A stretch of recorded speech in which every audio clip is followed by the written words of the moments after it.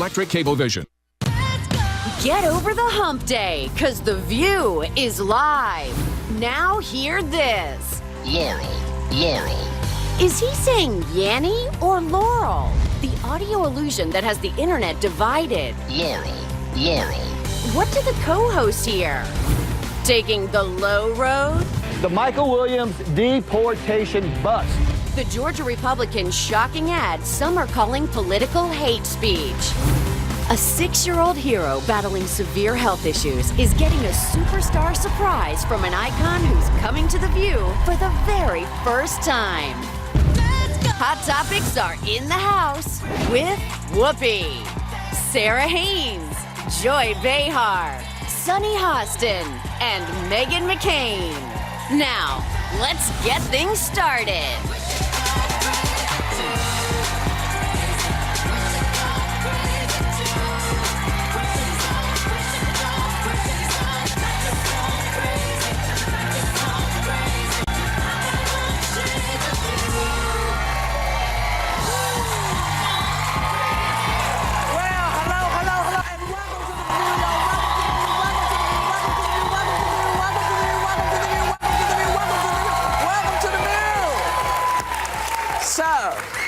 As if the country needs another thing to be divided about. There's a raging debate on the internet over what word is being said on an audio file. Is it Yanny or Laurel? Take a listen. Laurel.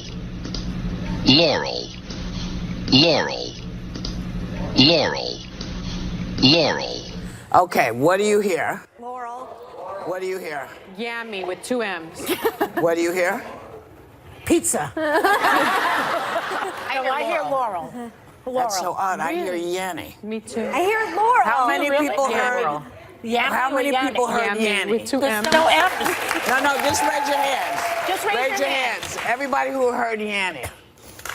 Okay, you don't have to clap. The minority. How many people heard Laurel? Wow. Interesting. You will survive. Well, I did this last night with my husband, and he heard Laurel, and I was like, who are you? I don't hear that. But it does say that younger people are more likely to hear Yanny. That's you. Yeah, well, you ought to be looking over here. We heard it. Yeah, I don't know about everyone else. Do you really hear Yanny? Yeah. Yeah. I mean, play Clear it as one more day. time, can you? Laurel.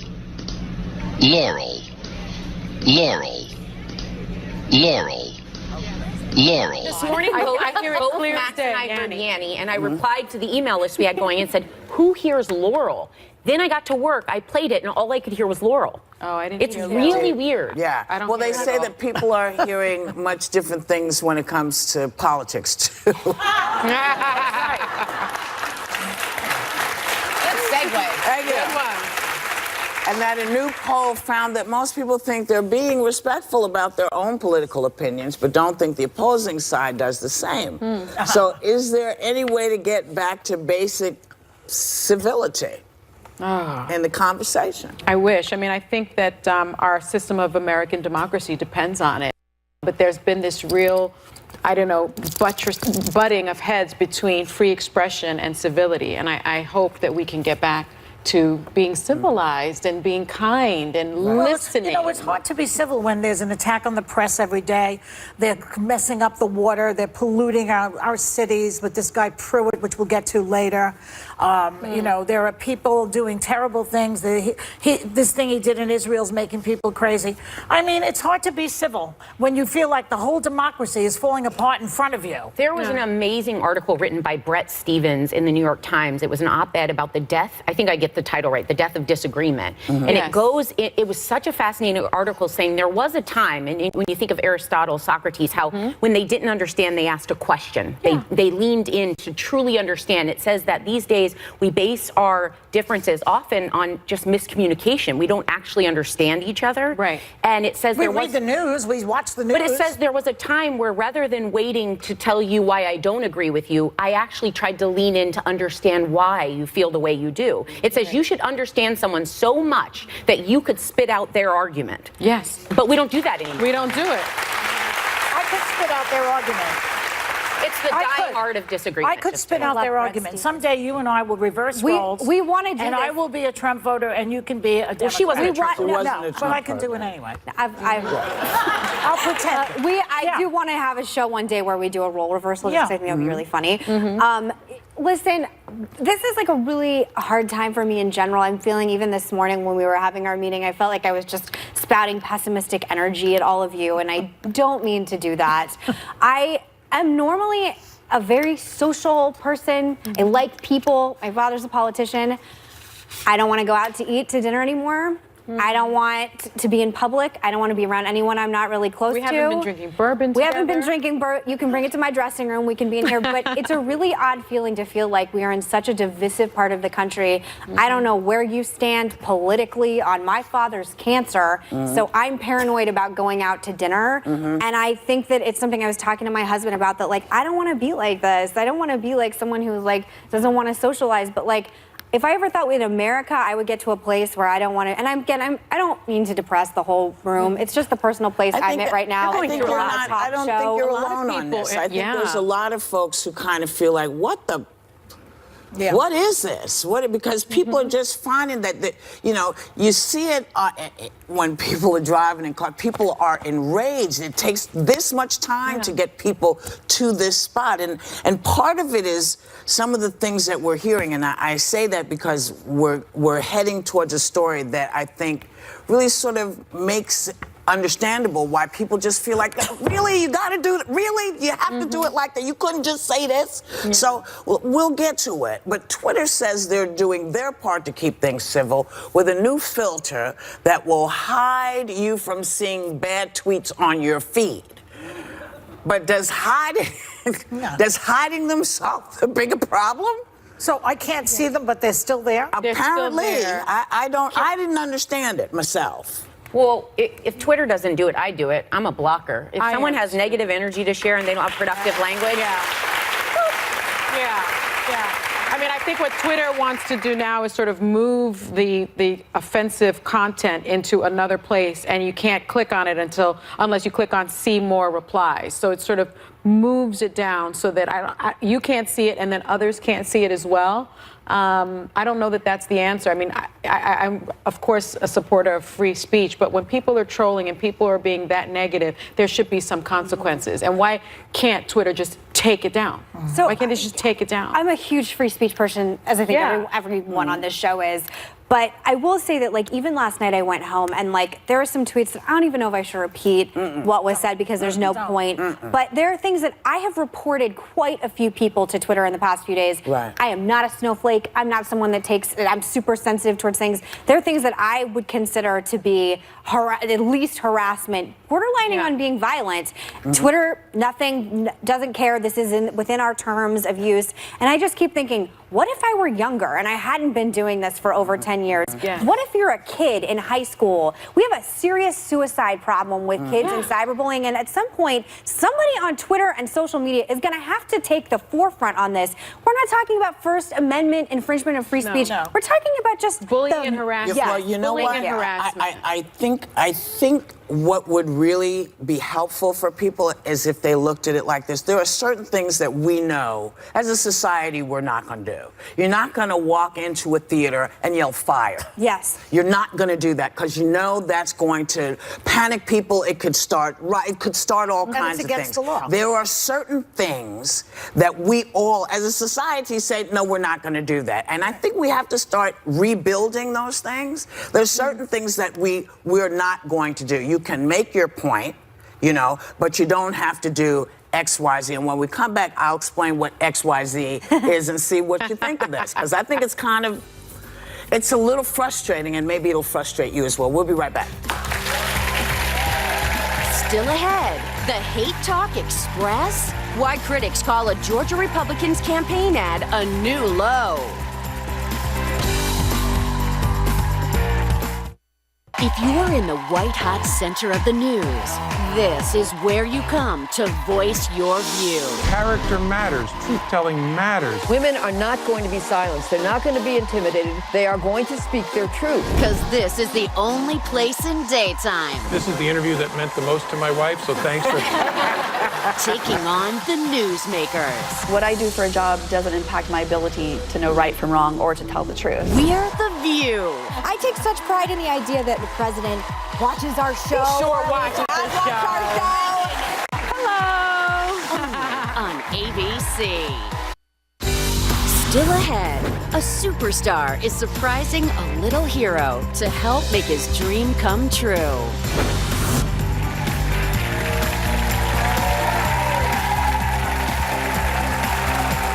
So welcome back. We were talking about civility in politics before, which is noticeably absent in State Senator Michael Williams' campaign ad for governor. We have our bus tour ready to go, but it's not going to be one of those pansy political bus tours. We've got the deportation bus. We're going to implement my 287G deportation plan that's going to fill this bus with illegals to send them back to where they came from. We're not just going to track them and watch them roam around our state. We're going to put them on this bus and send them home. If you're as tired as I am with politicians that do nothing but talk, and you want to see this bus filled with illegals, vote Michael Williams on May 22nd. So when these are the things that make me uncivil. Yeah. These are the things that make me berserk. Because you can say, listen, this is how I feel. But this is like, it's meant to make you crazy. And for me, it's like looking at this through a kid's eyes. Oh, it's scary. You know, Yeah. and it's to me, I wouldn't want anybody doing that to a child. You know, I don't want somebody thinking that their mom or dad is a molester. And by the way, you might want to look up the spelling. Right.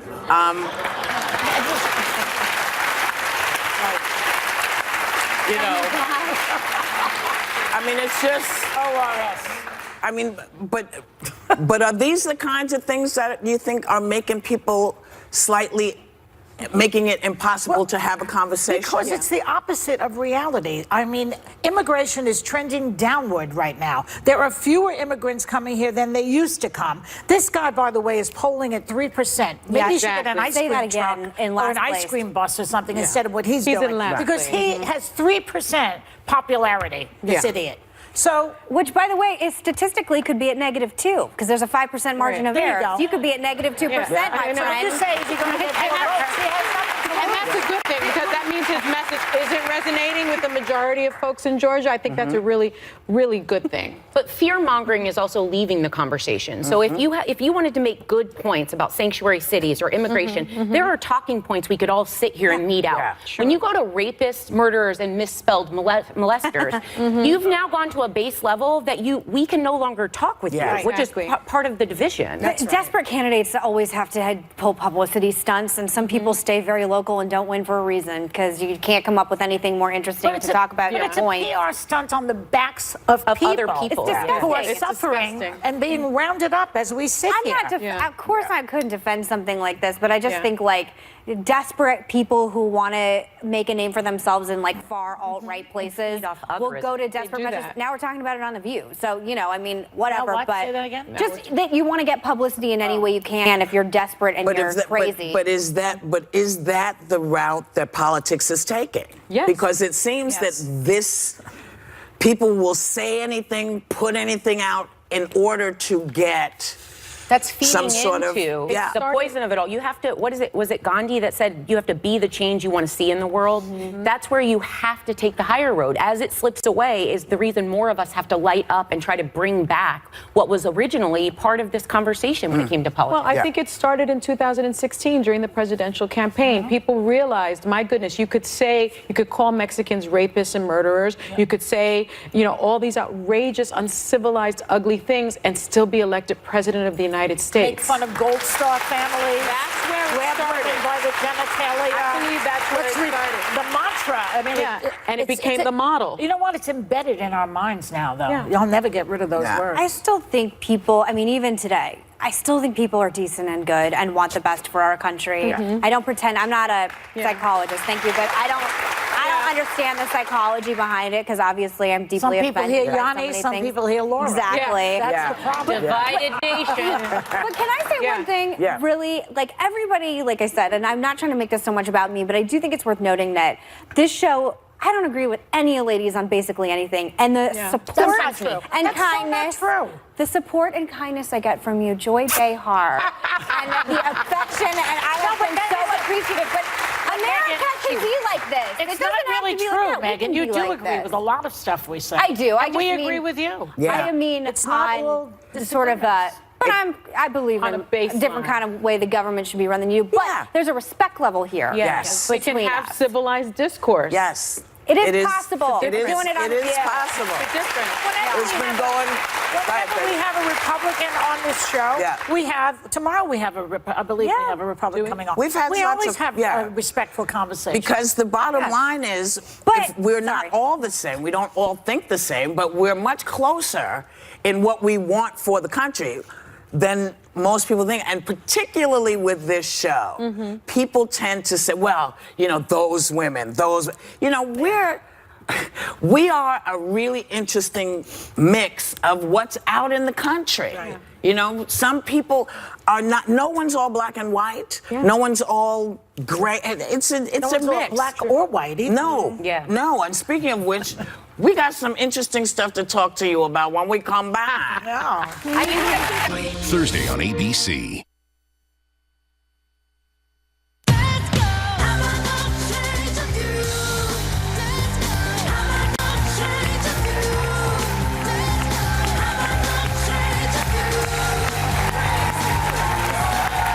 Welcome back.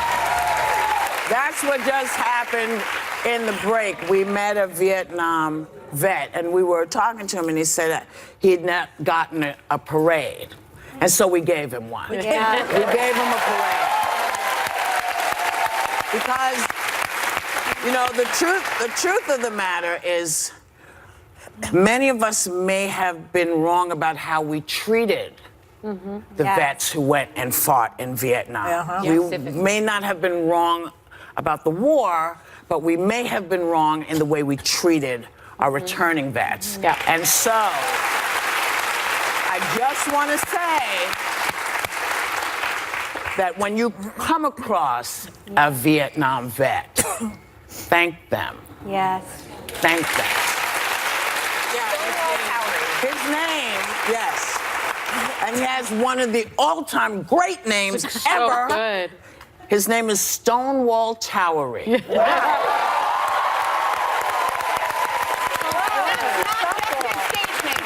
That's right.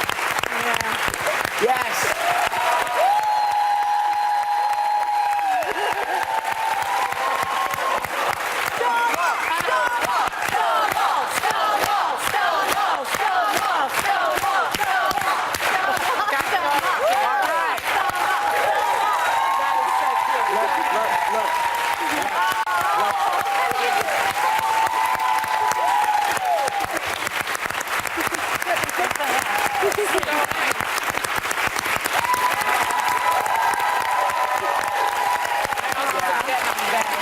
Who says there's not positivity in this country? That's right. That's Well, there right. is in this I room. think it's so great that you mentioned that. Hey, I'm crying. My uncle is a Vietnam vet, and he often says the same thing. He feels that when he got home after his service, and he's been very, very sick lately with cancer and other things that I think may have been a result of his service in Vietnam.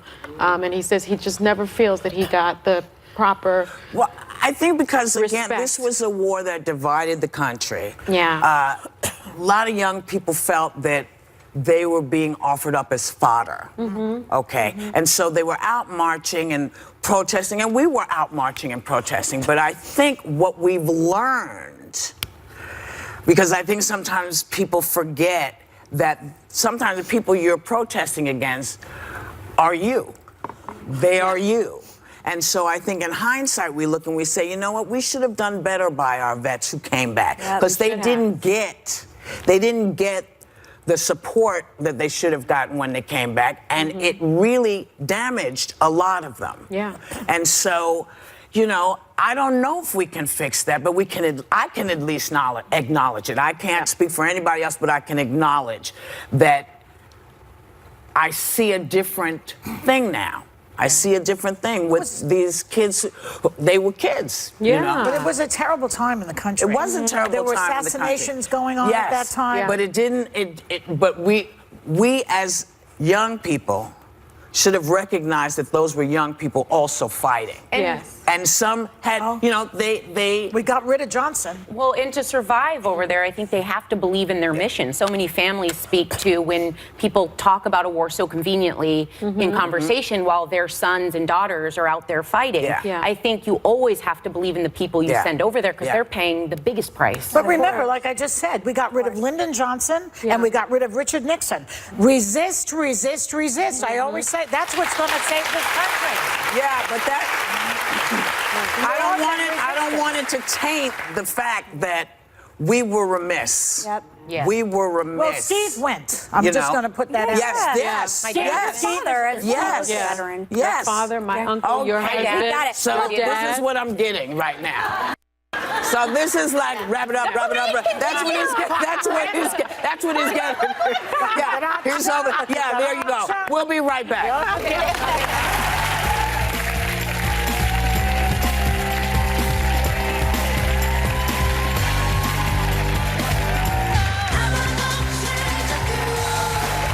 So, you know, one of the latest chapters in the trend of white folks calling cops on black people for like really dubious reasons is it's like the lady who called the cops on the black family barbecuing in an Oakland park.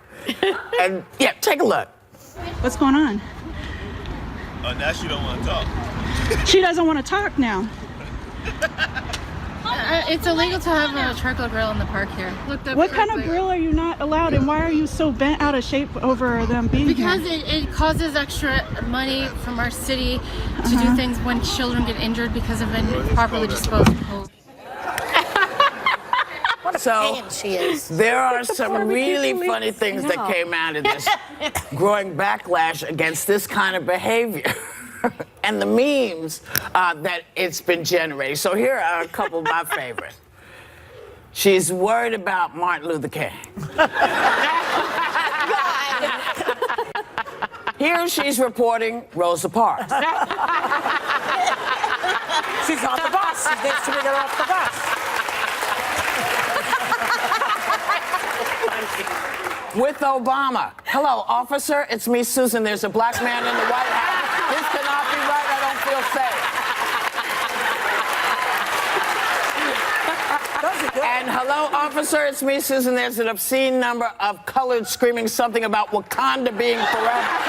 They're being led by someone called the Black Panther. I don't feel safe. Oh my God. Oh my God. I love that she's the self-appointed barbecue police. She's the barbecue police. I just, you know, it's been happening so often that people are being, the police are being called on people for napping while at Yale and barbecuing and shopping for the prom, community service on the highway. Walking out of an Airbnb. They're walking out of an Airbnb, you know, looking at real estate. This just tickled me so much because sometimes the best medicine is just a good laugh. You have to. You know? That is true. Right? Yeah. And it's okay.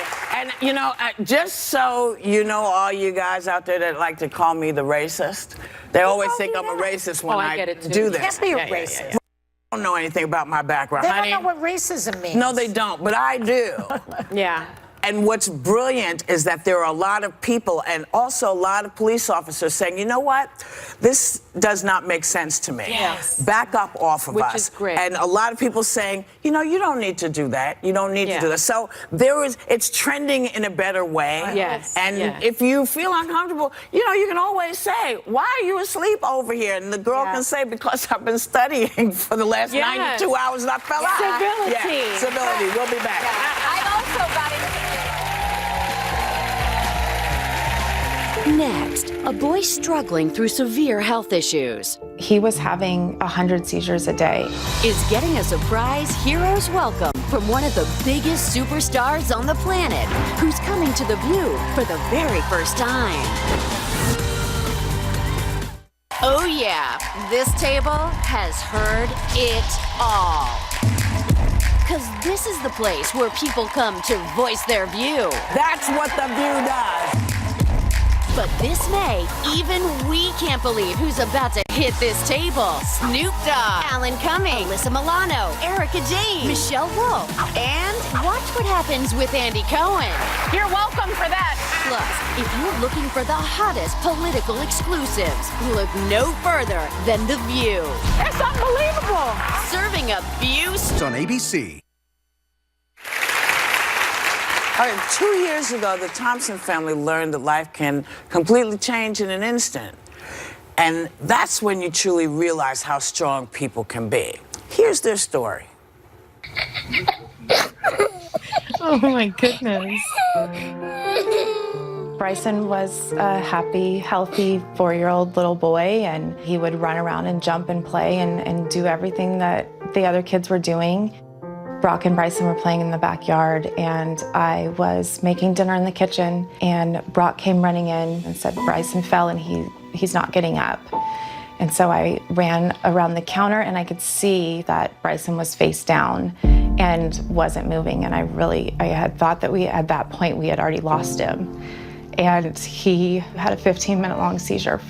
My phone starts buzzing, and it was Sarah telling me that he had this huge seizure, and she called 911. Everything on me is tears coming out, mouth shaking. The only thing that I could do was to call my mom. I asked her to pray for him because I thought that was it. My name is Bryson, and I'm 6 years old, and I have epilepsy. Epilepsy is a break in the neurons in your brain. And so when they don't communicate fully with each other, that's when a seizure happens. From a mom's point of view, when you're seeing your baby having a seizure where their body is just tense and jerking and shaking and their eyes are rolling back in their head, it's just the most horrific thing that you can imagine. He was having 100 seizures a day, and they were just back to back. He would come out in between them, and he would smile and he would try to talk to me, and then he would go right back into it. These seizures can take him from you. They can kill him.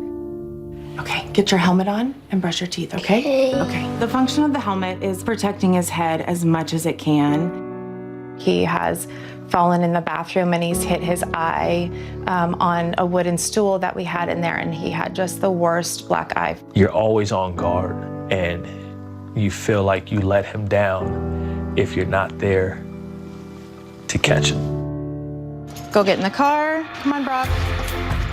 His daily activities with the epilepsy are a little bit shorter, so he has to leave at noon because he still needs to come home and take a nap, because if he doesn't take that nap, his seizures increase astronomically. He's a fighter, a guy who's gonna take it in stride no matter what comes his way. He's an amazing little human that you can't imagine how he's getting through all of this. Yeah, you can be the greatest, you can be the best, you can be the King Kong banging on your chest. You can beat the world, you can beat the war, you can talk the guy, go banging on his door. I tell him, don't ever give up. You always fight, set your dreams high, and go. Most importantly, I love him and I always will. This epilepsy does not have control over him. I mean, I dare anybody to tell him that he can't do anything, because that kid is gonna do it. That's what I'm talking about. And then he'll have the two of us right behind him. So please welcome Sarah and Aristotle Thompson with 2 of their 4 children, Bryson and Brock. What's up, y'all? Nice to see you. Thank you for coming. Thanks for having us. So I heard that on the way out, a seizure happened. Tell us. It did. We were on the plane on the way out here, and he was sleeping next to the window, and Brock was in between the two of us. And I just saw his arms start going. He had a full grand mal, and so the arms started going up. And I threw my laptop onto Aristotle across the aisle and jumped over Brock and just grabbed him and held him, and he went into his post-ictal phase pretty quickly, and which is just at that point falling back to sleep. And he just went back to sleep, thankfully, and I held him for a long time. Well, we're glad you made it through, my dear. I know last year after medications weren't working, Bryson had a surgery that's like a pacemaker for his brain. Am I describing that right? Yeah, you're describing it right. It's basically a little box put just underneath his skin that it has a wire that wraps around his vagus nerve and it talks to his brain. So if his heart rate reaches a certain level, the device will trigger and hopefully slow it down, slow the seizure from happening. And when it doesn't stop it, we have this magnet here that will activate the device. So if he's having a seizure, like the one he had on the plane yesterday, we always have these on us. We'll swipe it across his chest, and it will stop the seizures. Bryson, what do all of your friends think about your helmet? They think it's cool because it protects my head from having seizures. Yes. Sarah, I know going through this can take a toll on a family, financially, emotionally. How have you all been getting through this? Everybody asks us that, and first and foremost, we get through it with his strength. I mean, we just look at him and you see his strength and do that. And then the wonderful foundation, Jack's Helping Hand, that makes things so easy in a world that can make things so difficult with insurance. And they're a foundation close to us that anytime we need something, whether it's a Fitbit watch to help monitor his heart rate while he's sleeping, or money for gas and food to get to doctor's appointments that are far away, they just make it so simple and so easy, and they're so caring about it, and it's really great. Well, your boys wanted to give something back to Jack's Helping Hand. So tell us about the event they're having in a few weeks. The event is, the boys started something where they're collecting helmets from professional athletes and different signed memorabilia from people, and they'll be auctioned off to help kids with Jack's Helping Hand in the area. Yeah. And Brock, it was your idea to have this event. Why? Because Jack's Helping Hand bought Bryson's helmet, and we decided to give back by asking NFL players to sign a helmet and then send it to us, and we will give it to Jack's Helping Hand. And the reason we're doing it is to be kind back to Jack's Helping Hand. Well done. Well done. Now, both of you guys reached out to the NFL and the NBA in the hopes of getting signed memorabilia. You received items from, I'm going to list off some here, Tom Brady, Odell Beckham Jr., Russell Wilson, Joe Namath. That's just to name a few. Well, we wanted to help you guys out a little, so we called a couple of our friends.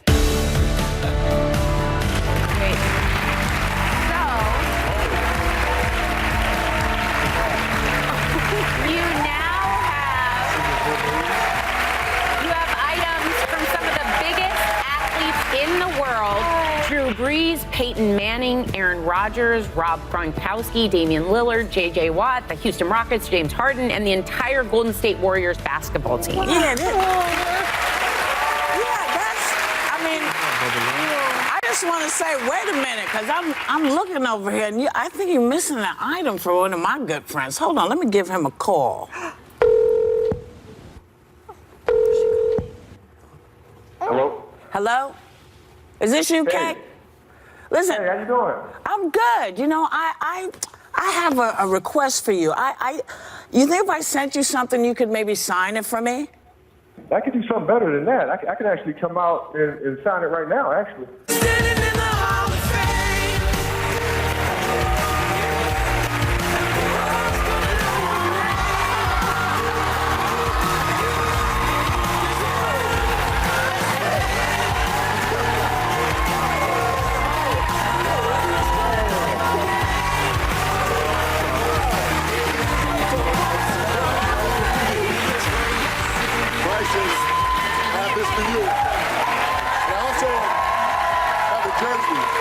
The auction. Thank you.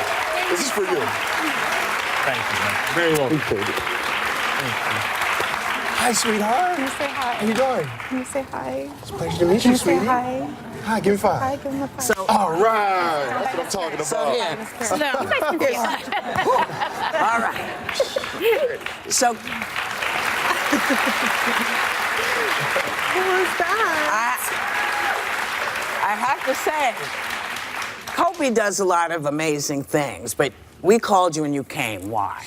Well, yeah, I think we all have It's a belief that we all have a responsibility to each other to help one another. I mean, it's the fundamental belief. If you have the opportunity to do that, it is our responsibility as people to help one another. And that's it. It's simple as that. I know you guys are working so hard for this event and you're really emotional. Do you guys have something you want to say to Kobe? Thank you. Thank you for the jerseys. Very welcome. Very, very welcome.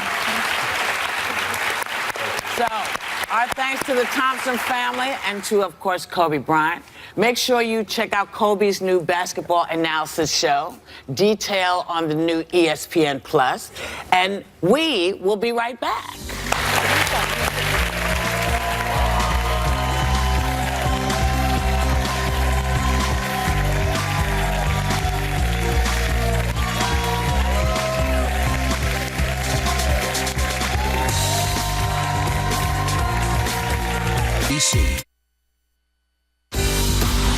Tomorrow, Fox News host Brett Baer on whether he's on the right side of President Trump's war on the media.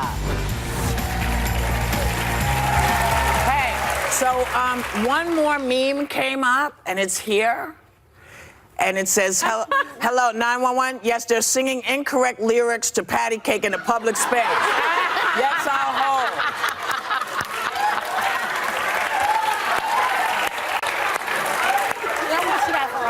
And the way I think this is the way to go. Let's just keep it coming, the fun. Let's keep the fun coming, and maybe we can make stuff happen. Thank you for watching this show. Thank you for coming to this show.